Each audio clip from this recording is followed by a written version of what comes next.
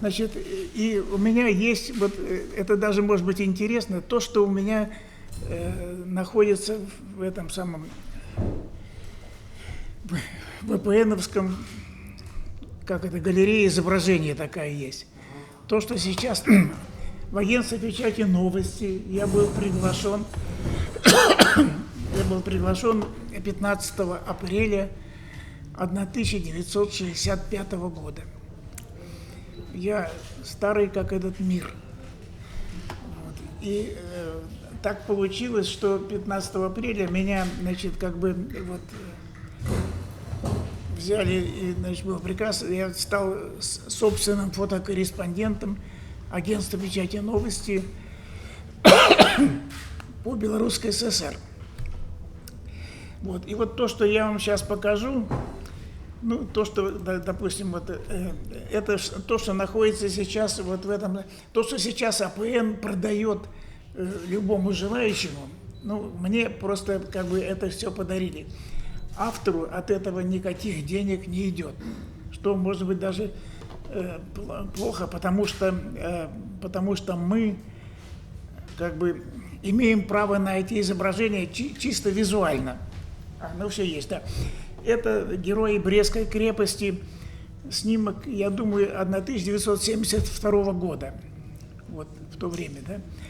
Это снимок, который, может быть, вы видели, это Владимир Георгиевич Мулявин со своими коллегами, это вот это, там идет это самое, да, это Влад Мисевич, это вот недавно ушедший Леня Барткевич, а это затылок Анатолия Кашипарова.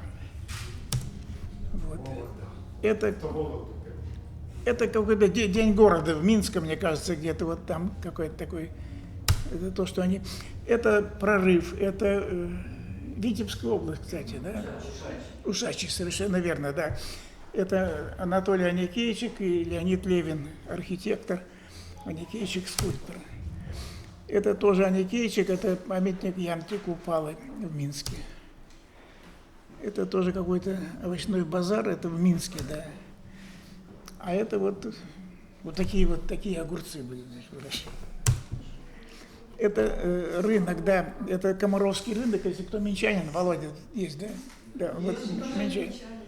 Да, его еще называли, его в свое время называли грузинский цирк. Он такой, да. Это Полесье, это изучение, там наука изучает осушение и обводнение. Вот. Это вот это уже исторический снимок, вот это цирк, а рядом выстроена такая гаргара, которая портит весь вид Минска. А это еще снято, я боюсь, это с какой-то крыши. Я однажды по крышам, как тот кот, бегал в свое время. Вот если вот с этого начиналась Белоруссия, с зайчиков. Помните, говорили зайчики? Вот он, это зайчик как раз. Вот 1 рубль, 50 копеек была белочка. Вот, а 100 рублей это был зубр. Это первые деньги, которые не устоялись, да. Это вот то, что из митингов, я повторяю, это то, что принято было во время моей работы и сейчас экспонируется на сайте, Вась, как это называется, визуальная информация, там, агентство печати «Новости», ну, РИА Новости нынешние. Библиотека, спасибо за подсказку. Вот первая подсказка, флешка, вторая, значит, библиотека, да. Это вот табун, я всегда любил эту природу снимать. Да? Это тоже Витебск. Это я делал очерк о семье. Это семья. Вот это мама, а это папа, а это их дети. Это пригожая семья, 15 детей. Совершенно верно. Это родные дети. Родные дети. Я не знаю, я делал для американского журнала такой фотоочерк. И они где-то 15 еще там, у них родился 16-й. Это Володя Гром, Его фамилия, это он был мастер по вот этим самым народным инструментам. Это из Минска. Это тоже в университете культуры и искусств. Это вот тоже, значит, ансамбль в какой-то белорусской хатке. Да? То, что это очень партийное собрание какое-то там, честно, не помню какого завода. Это целина такая. Это мой друг Иван Миско, а это его скульптура, которую он ее сделал, это Климов, Петр Ильич Климов. Ну, это памятник первому автомобилю. Вот этот, видите, вот автомобиль МАЗ, и эмблема была зубр. Что сподвигло меня однажды, я не знаю, может быть, даже здесь мы найдем этот снимок, я пришел к директору завода и сказал, я говорю, вы знаете, эмблема МАЗа зубр? Он говорит, да. Я говорю, а что если автомобиль МАЗ отвезти в Беловежскую пущу? Я говорю, я бы вместе с зубром сфотографировал. Я не знал еще, как это будет. Он говорит, когда?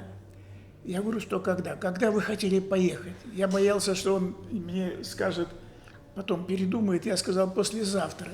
Он говорит, хорошо. И послезавтра я уехал в Беловежскую пущу, и мы, там было 3 автомобиля, и мы подманывали зубров.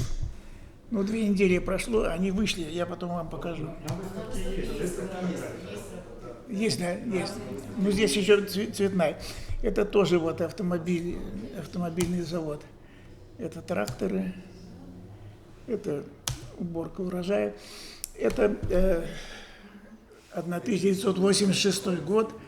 Я пришел на Комаровку, значит, делать репортаж, значит, о продукции, которая приходит. Это из Украины приехала. Я спрашивал у этой женщины, я говорю, ну и что? Она говорит, мы ее уничтожим, эту всю клубнику. Она была вся выше нормы. Родился анекдот, знаете, тогда. Спрашивали, бабушка, откуда клубника? А оттуда, сыночек, с Петрограду. С Петрограду. Ну, она украинская была, конечно, с Петрограду, да. То есть, чтобы как бы вот это было, значит, вот это было. Ну, это тоже как бы такие, это усатый не похож ни на кого, да. Эта девочка, вы помните, да, это Юлия Гончура, она из деревни Чудяны, которую снесли с лица земли. И я приехал туда вот за этот в 86 году, и попала девочка, она мне стала эмблемой выставки, которая объехала весь мир в свое время. Это нефтяники Полесья. Это в колхозе, это Горошко, Василий Горошко, который вот с колосьями там сфотографирован. Помните, если такой снимок? Да, это 2-миллионный трактор. Это получается, что это первый водитель был. Да. Да. Это снято в Чернобыльской зоне. Я приехал туда 7 мая и заказал вертолет, и вот это снял, когда радиацию смывали. Да. Это сельхозработы, это где-то в Гродно, это тоже где-то, это Москва, Хатынь. Это вот, знаете, Михаил Сергеевич Горбачев, там он приезжал в Минск, и я, естественно, там следил за тем, как он выступал, и все он выступал, причем там была группа людей, которые вроде случайно он с ними встретился. Ну, я потом, значит, мне позвонил один мой знакомый и говорит, Юра, ты там помнишь нас фотографировал? Я говорю, у вас это где? Ну, вот тогда с Горбачевым. Я говорю, да. Он говорит, я говорю, ну, приходи ко мне. Я говорю, ну, откуда? Он говорит, ты что, нас всех по биографии узнали, как что, значит, собрали, говорит, нас. И вроде бы он проехал мимо, остановился, но потом, ну, сделал доброе дело, я считаю, Горбачев, хотя его и ругают. Это Елена Мазаник, которая принесла бомбу в этот, и убили этого гауляйтера Кубы, да. А это, они вот не дружили, это Мария Осипова, это партизанка. Они обе стали героями Советского Союза, но не любили друг друга. как-то. Мулявин, и это Игорь Пеня, Кашипаров, это через всю войну у них была программа, через всю войну. Это бабушка Солоха из Полесья. Я повторюсь, но это действительно все. Я говорю, знаете, когда я был в колхозе имени Горького, Горошко был Василий Моисеевич, и он привез, вышла такая, вот я люблю красивые лица. Вышла вот она просто очарование. Я говорю, можно вас сфотографировать? Она говорит, можно. И ушла. Она ушла и вернулась с косыночкой, она повязала, она была без косынки. Я тогда был немножко нахальнее, чем сейчас. Я говорю, простите, бабушка, я говорю, а сколько же вам лет? И так как она ответила, сердце дрогнуло у меня. Она говорит, ой, сынок, я не помню. Помню, что первого мужа в Первую мировую войну убили, а второго во Вторую. Вот эта история Беларуси, это история белорусской женщины. Бабушка Солоха. Светлой памяти. Терешкова. Это мои коллеги. А коллеги, да, это Леня Эйдин, если кто знает, что это кинооператор, видите, это еще в то самое время. Ну, это вот перестройка там началась как раз. Ну, это я любил хулиганить, вот я договорился с Белазом, как-то 3 автомобиля, но мне хотелось, чтобы 3 лошадки проскочило. Это в Ратомке проскочило 4, ну ничего. Вот, это памятник Скорины. Скульптор, честно, фамилию не помню. Это я делал очерк о пересадке почки. Эту почку из самолета доставляют для больного из Казахстана, прилетел самолетом. Ну, это так, спорт, советский спорт, да. Это вот как бы моржи, да. Это Полесье, это Реческое там, месторождение нефти. Это я называю 3 медведя. Это Саша Медведь, это его сын и внук. Я назвал 3 медведя. Игорь Лучинов, мы с ним дружили.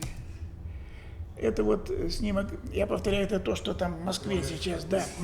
Это Вискули, да, когда они стояли с премьер-министрами, я попросил их, я говорю, Борис Николаевич, я говорю, давайте все втроем 3 президента.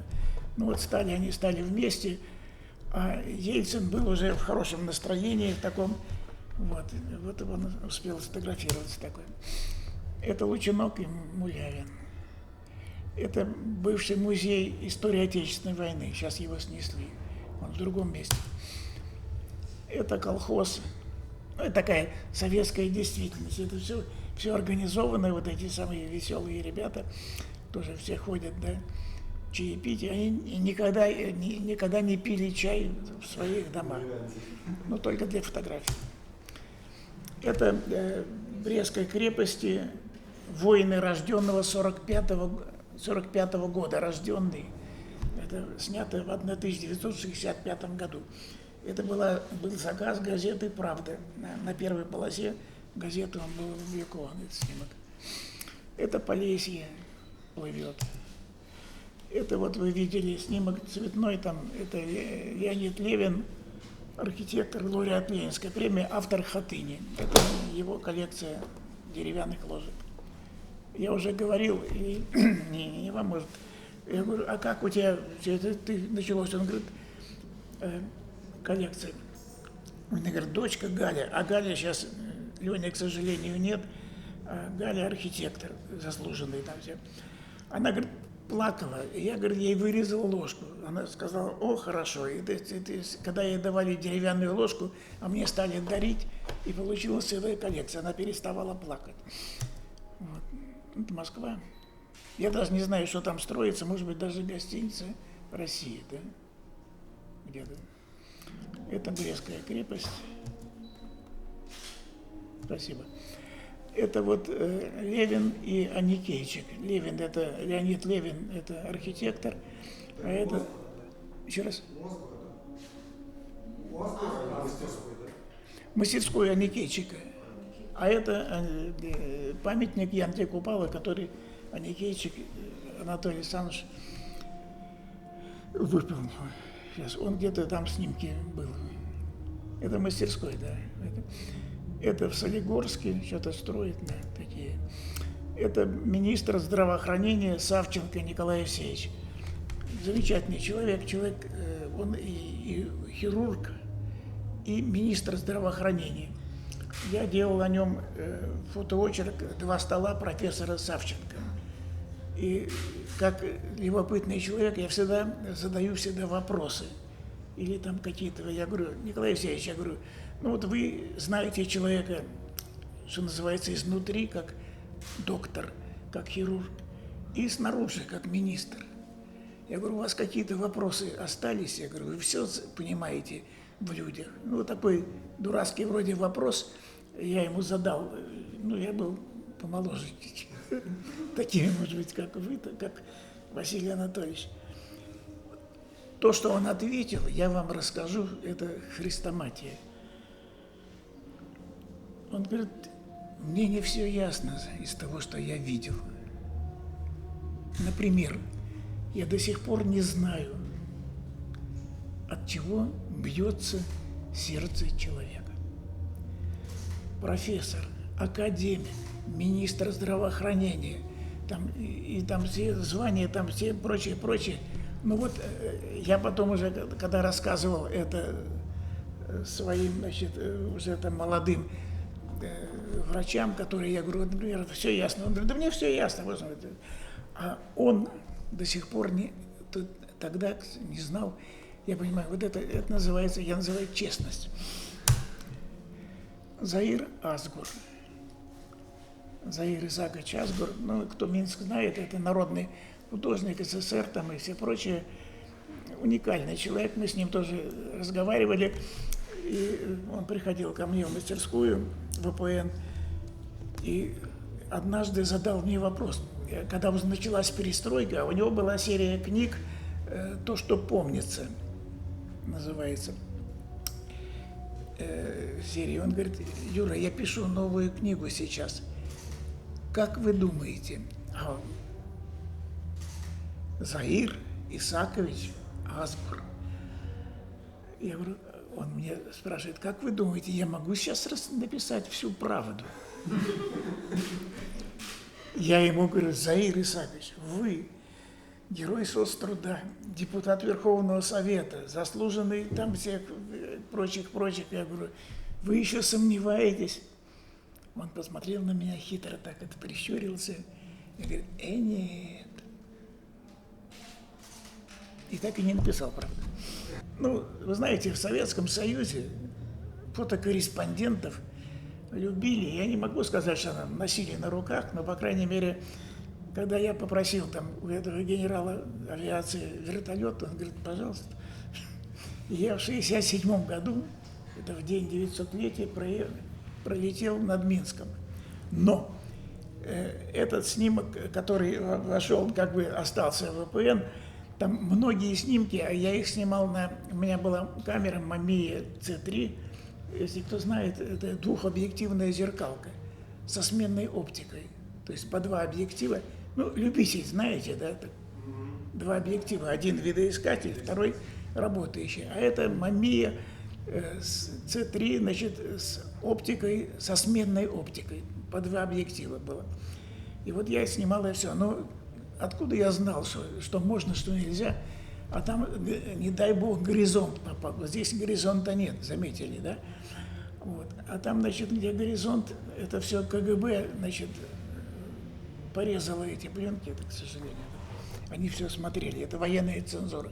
Ну, сейчас мы этому можно было бы, конечно, но в то время... А это парковая магистраль, если кто в Минск помнит, да?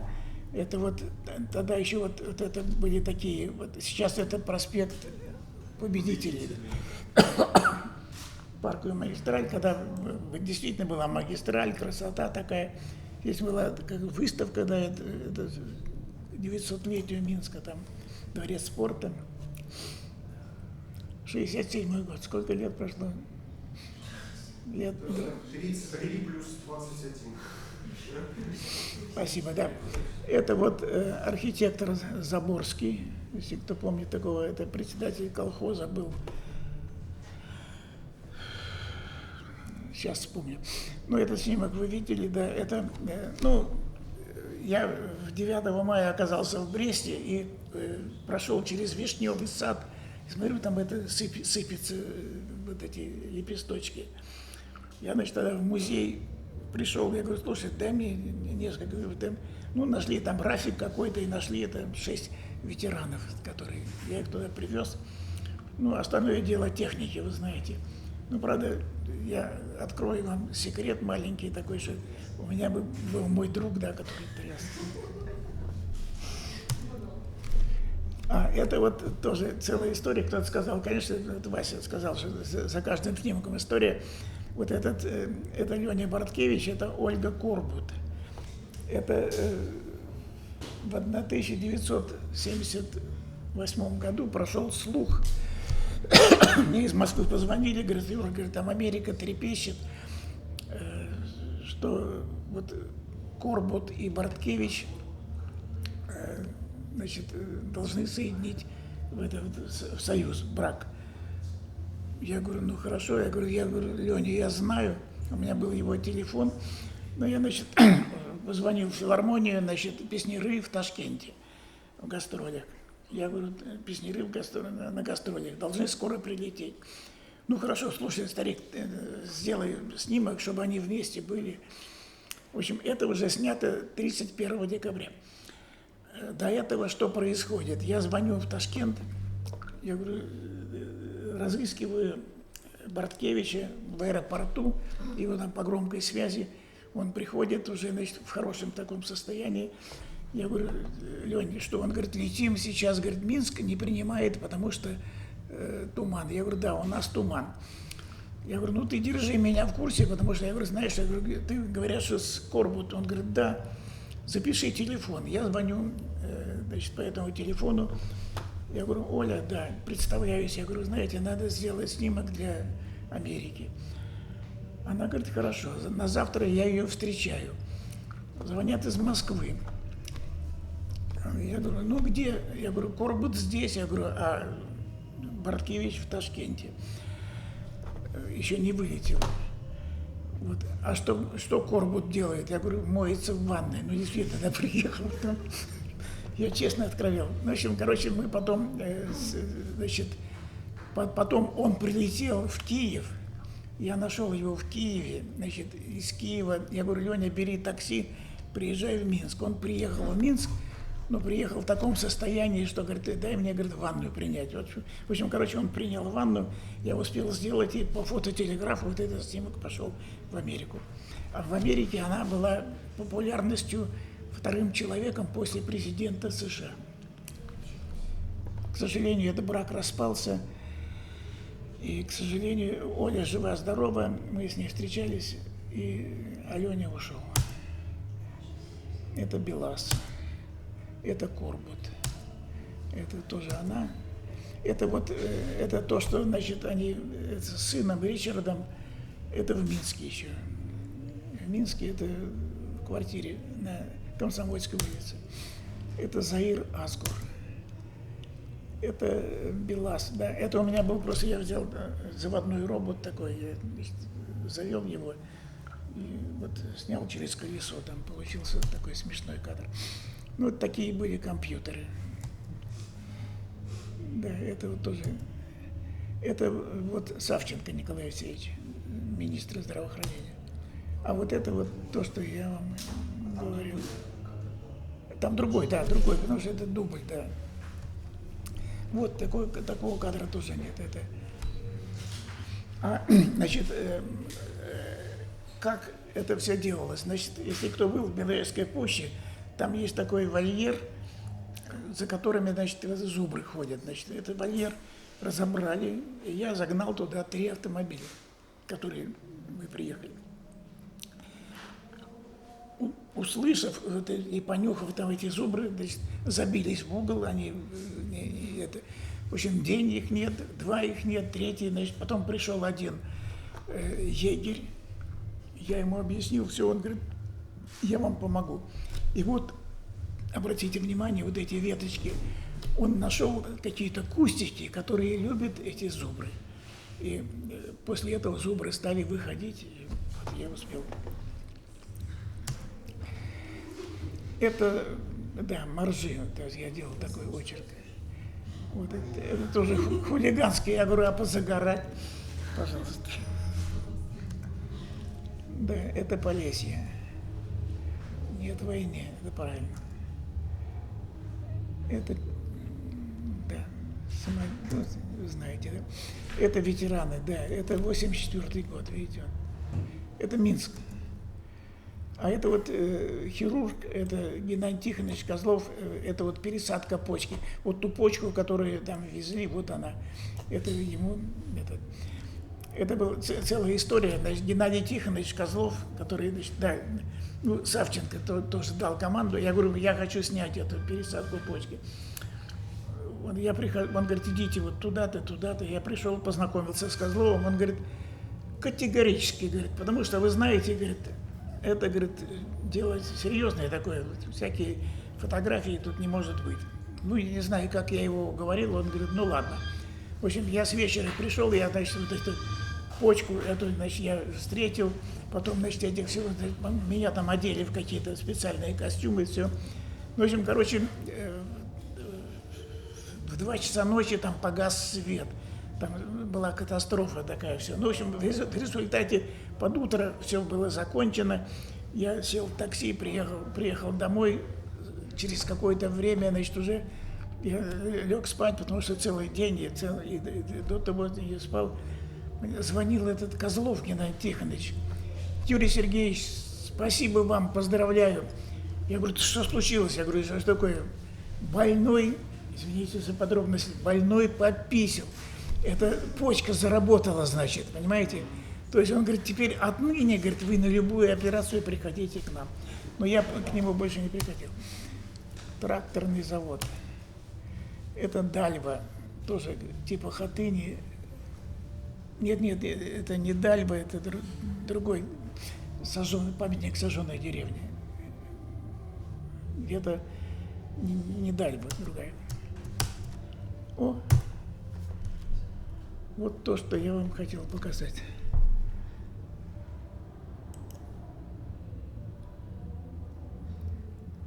Нет, это что-то не то.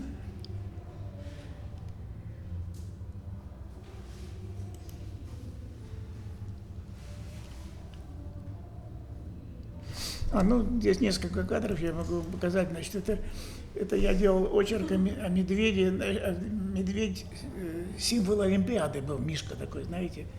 Чижиков нарисовал его. Вот. И это снято в этом Стайках, в парилке. И я, значит, так получилось, что я уже снимал там, все остались там, а я остался на один с медведем. А знаете, в парилке там дверь, она закрывается, но открывается тяжело. И эти самые дрессировщики не могли открыть дверь, потому что она заклинила. Потом они, значит, там вышли и посмотрели, живой. Я говорю, да. Вы знаете, 1 на 1 с медведем. Ну, кто думал о риске? Вот этот был такой момент. Это театр Янки Купала. Он черно-белый снимок у меня. Это тоже вы видели, это тоже вы видели. Коровки 5 утра, Мстиславль. Это вот такая вот, у нас дома эта фотография висит, она украшает. Вот. Это, кстати, в Оксфорде, да, в Германии. И там всегда туман. Вот это я прихожу и говорю, слушайте, туманный Альбион. Да нет, кто придумал? На завтра был туман, да. Это вот, это то, что, это Евтушенко, Андрей Вознесенский. Это вот тоже я придумал кадр, тоже, ну, это называется «Больная голова», да. Это трактор МТЗ-100, 100 лошадиных сил. Вот, и 100 лошадей. Я говорю, вокруг Вратанки. 100 лошадей. Ну, такой. Это было в один день из жизни Советского Союза. Но американцы сказали, кадр хороший, говорит, но это будет реклама, а за рекламу надо платить. Поэтому потом его напечатали во Франции. Вот. Это Иван Миской, медведь, Саша. Это два лося. Это Париж, 66-й год. Эфирия важная. Ширма, Рыгор Романович Ширма, да. Это писатель Иван Мелиш. Это был снимок. Это тоже, это был, значит, как бы я делал очерк преимущества гужевого транспорта перед автомобильным. Ну, как его сделать преимущество? Вот, значит, в цирке гастролировал тогда, я случайно попал, Эмиль Кио. Эмиль Кио, я пришел к нему, знаете, вот Советский Союз. Нет, не думайте, что это действительно, ну вот так получилось. Я прихожу, я говорю, здрасте, я говорю, из агентства «Печати новости». Он говорит, да, очень приятно. Я говорю, у вас, я говорю, нет ли у вас белой лошади? Эмиль Кио, знаете, иллюзионист. Он говорит, сейчас посмотрим. Да, значит, в результате он нашел белую лошадь. Я ему потом сказал, это недалеко от, если кто Минск знает, это там цирк с той стороны. Мы перешли, я заказал машину с вышкой, остановили движение. Попробуй бы я сейчас это сделать, да? Меня бы убили бы сразу. А тут еще вышли все, видите, из автомобиля вышли. Это те, которые реально ехали там, да? Ну, все те ехали, остановились. Ну, он 5 раз ходил туда-назад, вперед-назад. Ну, кадр получил. Сверху не мига, наверное, сзади. Что там? Сзади сверху не мига, да? Ну, там уже, видите, нет, выходили все, смотрели, значит, это самое. Ну, я командовал, все вышли, потом. Ну, все вышли. Ну, вот, это Советский Союз. Да, а сегодня я вас попросил всех присесть, извините, все получилось, правда. Вот. А это уже сейчас, это китайцы у нас. Я работаю в университете культуры и искусств. Вот это там концерт. Это тоже интересная история. Ну, песняры, это песняры. Я делал книгу о, значит, Мстиславле. О Мстиславле конезавод, который там этих тяжеловесов. Я этому директору спрашиваю, я говорю, слушай, у тебя, говорю, тройки есть? Он говорит, есть. Ну, мне как показать, что конезавод, что Мстиславль?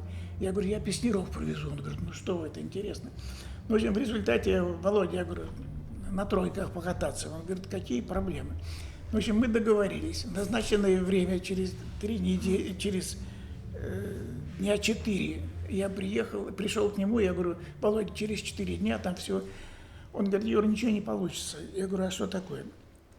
Он говорит, ты понимаешь, халтура, говорит, у нас из Одессы пришли, говорит, сказали, что, говорит, платят такие бабки, что, говорит, извини, мы дали согласие.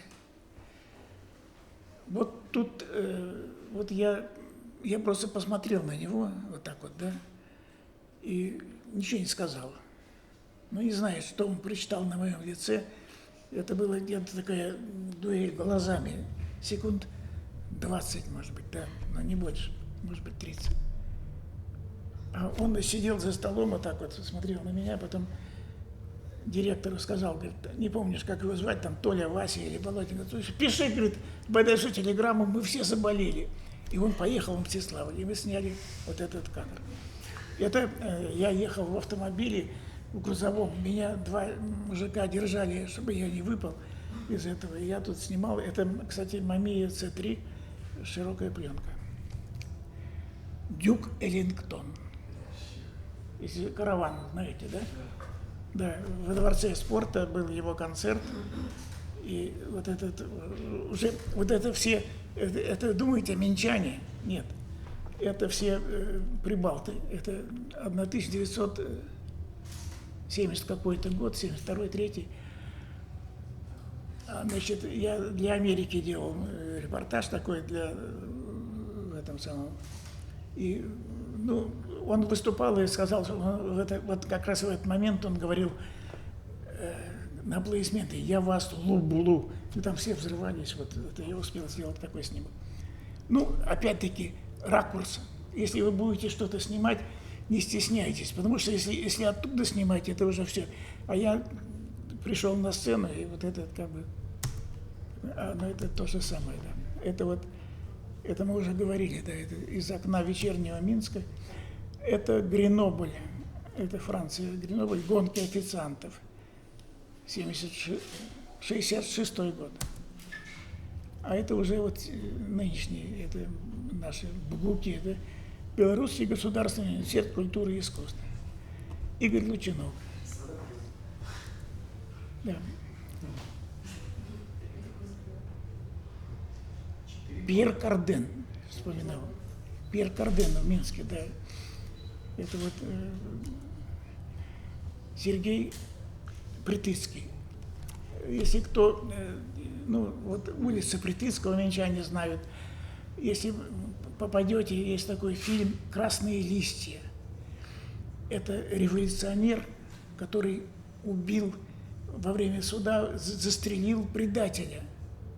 Сейчас, потом он стал председателем Президиума Верховного Совета Беларуси. И мне вот удалось сделать только один снимок, потому что он долго не жил, к сожалению. Роман Филиппов, кто помнит его? Лучше вы ко мне приезжайте, помните, да? Да, когда бриллиантовая рука, да, когда приезжайте к нам на Колыму. Да, Роман Филиппов, ну, я не скажу, что мы дружили, но, по крайней мере, в один день я попросил его сделать, я говорю, Ром, я говорю, надо тебя, говорю, как-то. Он сфотографировался, он говорит, Юр, приходи ко мне, я сегодня уезжаю в Москву. Я, конечно, пришел к нему, он сидел, рассказывал анекдоты про его там, у него там мама была, еще там отчим его был, значит, в общем, короче, там 2-3 человека, и я там случайно оказался. Анекдот, который, он говорит, расскажи, говорит, ему там уже говорили, расскажи, говорит, про пьянство. Он говорит, ну хорошо, говорит, у меня, говорит, вот, говорит, был, ну я-то в 2 словах, значит, суть вы знаете, да. У меня, говорит, все говорят, что я пьяница. Нет, я никогда, я не пьяница. Вот у меня, говорит, брат, он до чертиков напивался. Я однажды прихожу, говорит, брат спит, а по нему чертики бегают. Да, Роман, я говорю, Рома, я говорю, а сколько же тебе лет? Он говорит, 33. А он уезжал из Москвы, из Минска в Москву в Малый театр. Он там долгое время работал. И получил, кстати, народного, здесь заслуженного артиста, а там народного России. Да, я говорю, сколько же тебе лет? Он говорит, 33 года. Я говорю, возраст Иисуса Христа. Он подумал, помолчал, говорит, вот меня и распяли. У него там были проблемы с этим. Это бабушка Солоха, это вот Советский Союз. Это вот Машеров, маршал Баграмян. Это было однажды дождь, это 3 июля какого-то, это до 80-го года, потому что в 82-м году Машеров разбился. Вот это вот те же маршалы стоят. А это вот снимок исторический, я считаю. Это 1 мая 1986 года. Помните, это год катастрофы Чернобыльской. Это год 1 мая 1986 года радиация в Минске была в 200 раз выше нормы. Но это коммунистам не мешало. Это вот Белас, это было, это Мстиславль, да. Это вот, извините, Белаз — это целая история. Ну, я делал очерк о Белазе и попросил директора, я говорю, можно, я говорю, в Минск, я говорю, ну, я придумал, ну, придуманный кадр, придуманный, стреляйте меня. Вот, я нашел там, да, он сказал, можно. Значит, я в городе сказал, что, говорит, я говорю, вот, я говорю, мне нужен милиционер, чтобы, говорю, указывал движение. Может, хорошо, я выбрал место, где это будет происходить. Ну, город проверил все, значит, какая высота БелАЗа. Это БелАЗ 540. Вот, марка 40 тонн. Значит, сказали, высота на площади Калинина, там троллейбусы ходили еще.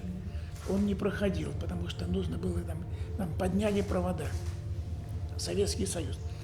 Вот. И в назначенное время, значит, в общем, короче, детский сад, который был, значит, в этот, я говорю, у вас там БелАЗики есть такие, я знаю, что деревянные.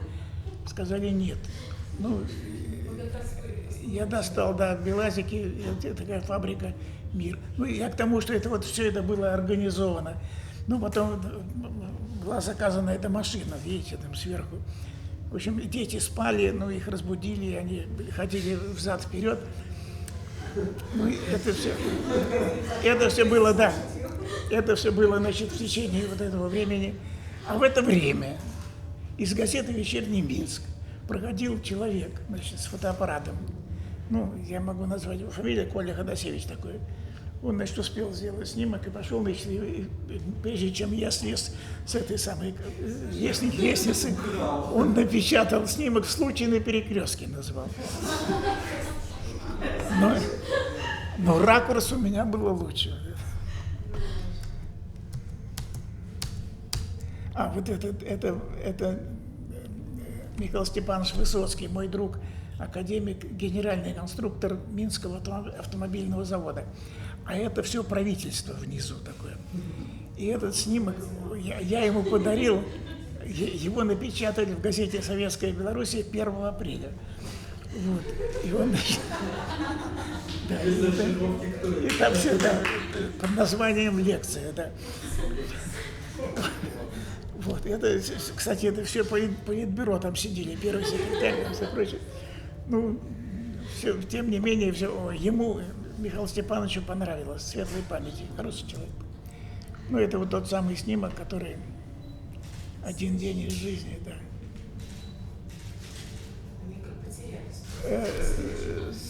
Журнал «Тайм» напечатал это на развороте с подписью «Диктатура пролетариата».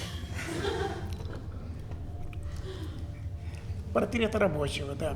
Портрет рабочего. У меня была выставка «Семилетка в действии». Вот Василий не помнит, потому что он маленький человек. Ну, в смысле, молоденький, да.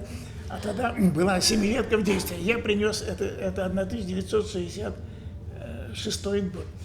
Я принес этот снимок, а замминистра культуры сидел такой Мачульский, у него такой взгляд. Посмотрел, он говорит, слушайте, говорит, я не знаю таких рабочих.